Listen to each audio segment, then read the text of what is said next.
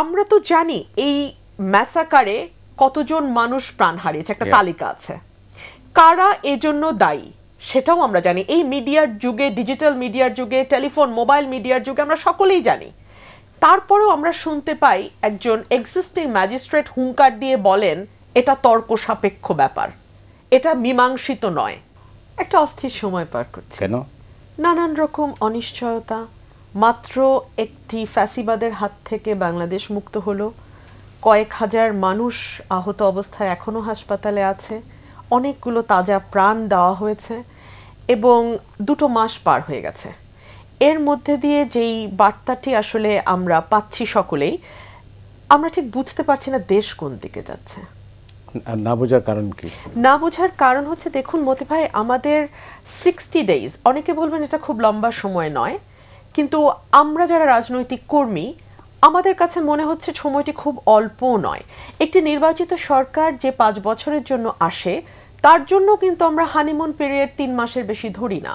আর সেখানে এই সরকারটি অভ্যুত্থান পরবর্তী সরকার, এই সরকারের জন্য 2 মাস খুব অল্প সময় ভাবলে ভুল হবে। এবং আমি একজন আইনজীবী এবং একজন রাজনৈতিক কর্মী হিসেবে কয়েকটি প্রশ্ন আমার সামনে এসছে। এক হচ্ছে, বাংলাদেশে কি গণ অভ্যুত্থান হয়েছে না বিপ্লব হয়েছে?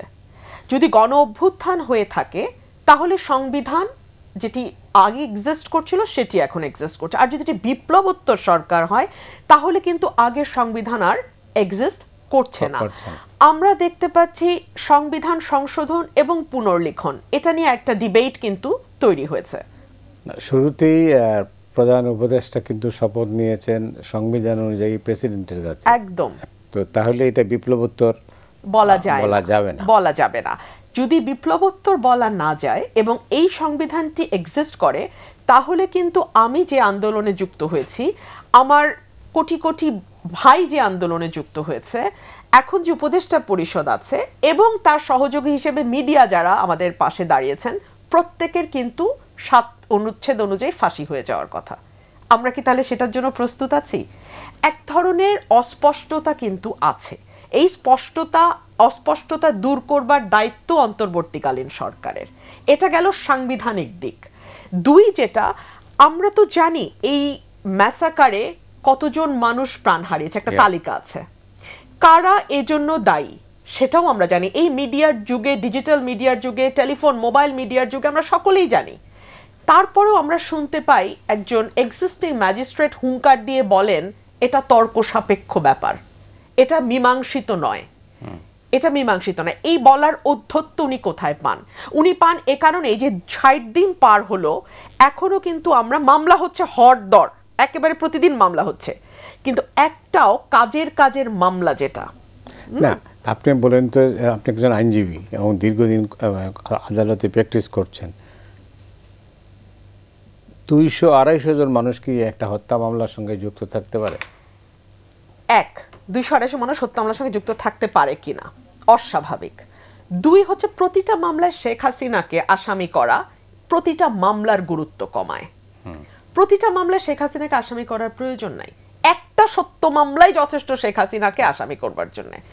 3 হচ্ছে, সালমান এফ রহমান কিংবা সামিট গ্রুপ কিংবা বসুন্ধরা, তাদেরকে আপনার হত্যা মামলা আনা দরকার নেই। বসুন্ধরাকে অবশ্য আনে নাই, দেখলাম তাদের অ্যাকাউন্ট ফ্রিজ করা হয়েছে।